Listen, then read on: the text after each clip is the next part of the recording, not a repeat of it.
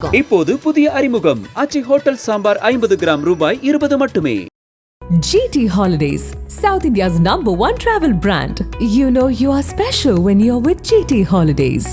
அரசியலில் தீவிரம் காட்டி வரும் விஜய் சினிமாவுக்கு முழுக்கு போட உள்ள நிலையில் அவரது நடிப்பில் கடைசி படமாக உருவாகியுள்ளது ஜனநாயகன். வினோத் இயக்கியுள்ள இப்படத்தை KVN புரொடக்ஷன் தயாரித்துள்ளது. இப்படம் 2026 பொங்கலை முன்னிட்டு ஜனவரி 9ஆம் தேதி வெளியாக உள்ளது. ஆனால் தணிக்கை சான்றிதழ் இன்னும் கிடைக்காததால் அறிவித்தபடி ரிலீஸ் ஆகுமா என்ற கேள்வி எழுந்துள்ளது. இதனிடையே படத்திற்கு தணிக்கை சான்று வழங்க கோரி பட தயாரிப்பு நிறுவனம் சென்னை உயர்நீதிமன்றத்தில் ஜனவரி 6ஆம் தேதி காலை அவசர வழக்கு தாக்கல் செய்தது. அதில் கடந்த மாதம் 18ஆம் தேதி தணிக்கை குழுவினருக்கு படம் காண்பித்த போது சில காட்சிகளை நீக்க சொல்லியிருந்தனர். மேலும் சில வசனங்களை மியூட் செய்ய அறிவுறுத்தியிருந்தனர். அந்த காட்சிகளை நீக்கி மீண்டும் அவர்களுக்கு காண்பித்திருந்தோம். அதை பார்த்த அவர்கள் முதலில் U/A சான்றிதழ் வழங்குவதாக தெரிவித்தனர். ஆனால் திடீரென மறு ஆய்வு குழுவிற்கு அனுப்பியிருந்தார்கள். அதனால் படத்திற்கான சான்றிதழை உடனடியாக வழங்க தணிக்கை வாரியத்திற்கு உத்தரவிட வேண்டும் என கேட்டுக்கொண்டனர். இந்த வழக்கு அன்றைய தினம் பிற்பகலே நீதிபதி ஆசா முன்பு விசாரணைக்கு வந்தது. அப்போது தணிக்கை வாரியம் சார்பில் படத்தில் மத உணர்வுகளை தூண்டும் வகையில் ஒரு காட்சி இருப்பதாக தணிக்கை குழுவுக்கு புகார் வந்ததாகவும் அதன் காரணமாகவே மறு தணிக்கை அனுப்பியிருப்பதாகவும் தெரிவிக்கப்பட்டது.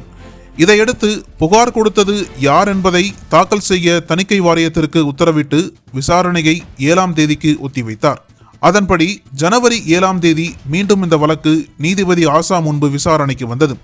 அப்போது தணிக்கை வாரியம் சார்பில் யார் புகார் கொடுத்தார் என்ற விவரம் தாக்கல் செய்யப்பட்டது. அதை பார்த்த நீதிபதி புகாரில் எனது ஆட்சேபங்கள் பரிசீலிக்கப்படவில்லை என்று மட்டுமே கூறப்பட்டுள்ளது என்றும் அதனால் இந்த புகார் நிலைக்கத்தக்கதில்லை என்றும் கருத்து தெரிவித்தார். மேலும் குறிப்பிட்ட காட்சிகளை படக்குழு நீக்கிய பிறகும் எதனால் இந்த புகார் வந்திருக்கிறது என கேள்வி எழுப்பினார். இதற்கு பதிலளித்த தணிக்கை வாரியம் படம் பார்த்த பிறகு தணிக்கை குழு உறுப்பினர்கள் விவாதித்தனர். அதில் ஒரு உறுப்பினர் புகார் அளித்ததற்கு பின்னரே மறு ஆய்வுக்கு அனுப்பப்பட்டது என்றது. பின்பு நீதிபதி புகார் அளித்தவரே பேனலில் இருந்த ஒருவர்தான். U/A சான்றிதழ் ஒப்புதல் அளித்த குழுவில் இருந்த நபரே எப்படி தனி புகார் அளிக்க முடியும் என கேள்வி எழுப்பினார்.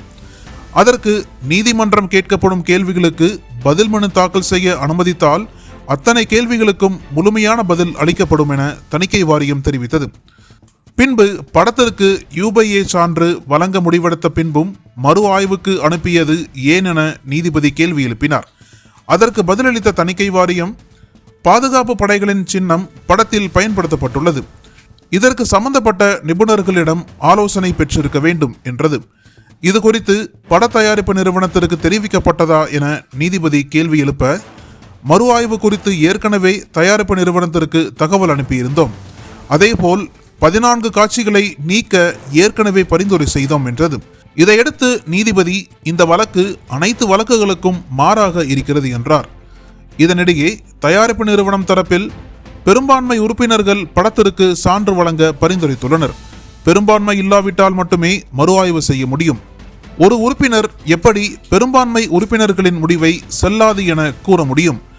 படத்தை முதலில் பார்த்த குழுவினர் ஒருமனதாக சான்று வழங்க முடிவு செய்தனர். அதன் பின்னர் தனிப்பட்ட புகார் அளிக்க முடியாது என தெரிவிக்கப்பட்டது.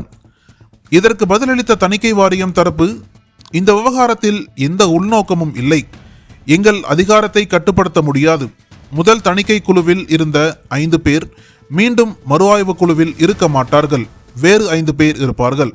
தணிக்கை குழு உறுப்பினர் படம் பார்த்த பின் புகார் அளித்ததால் மறு தணிக்கைக்கு அனுப்பினோம். திருப்தி இல்லை என்றால் மறு ஆய்வுக்கு அனுப்புவது வழக்கமானதுதான். ஒரு திரைப்படத்தை பார்த்த பின்பும் மறு ஆய்வுக்கு உத்தரவிட தணிக்கை குழு தலைவருக்கு அதிகாரம் இருக்கிறது. மறு ஆய்வு குழுவிற்கு அனுப்பியிருக்கிறோம், விரைவில் மறு ஆய்வு செய்யப்படும் என்றது. அனைத்து வாதங்களையும் கேட்ட நீதிபதி வழக்கின் தீர்ப்பு ஜனவரி 9ஆம் தேதி காலை வழங்கப்படும் என தெரிவித்துள்ளார். அன்றைய தினம்தான் ஜனநாயகன் வெளியாகும் என அறிவிக்கப்பட்டுள்ளதால் படம் திட்டமிட்டபடி வெளியாகுமா என்ற சந்தேகம் தற்போது எழுந்துள்ளது. அனல் பறக்கும் செய்திகளை அப்டேட் செய்து கொள்ள நக்கீரன் களத்தை இப்பவே சப்ஸ்கிரைப் பண்ணுங்க.